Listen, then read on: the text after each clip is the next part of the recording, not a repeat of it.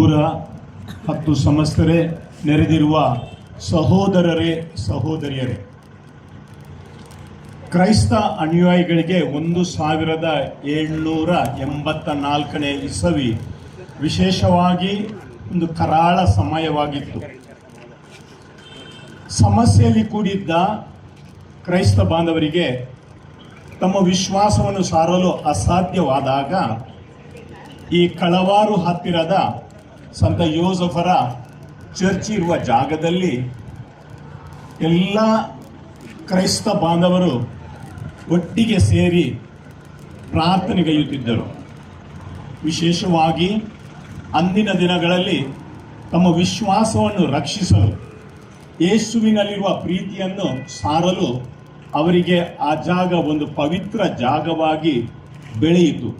ತದನಂತರ ಕಳೆದ 242 ವರ್ಷಗಳಲ್ಲಿ ನಾವು ತುಳು ಭಾಷೆಯಲ್ಲಿ ಕಪ್ಪು ತಿಂಗಳು ಅಂತ ಹೇಳ್ತೇವೆ, ಆ ಆಚರಣೆಯನ್ನು ಈ ಪವಿತ್ರ ಮಾಸದಲ್ಲಿ 40 ದಿನಗಳ ಉಪವಾಸದೊಡನೆ ನಾವು ಆಚರಿಸುತ್ತಾ ಬಂದಿದ್ದೇವೆ.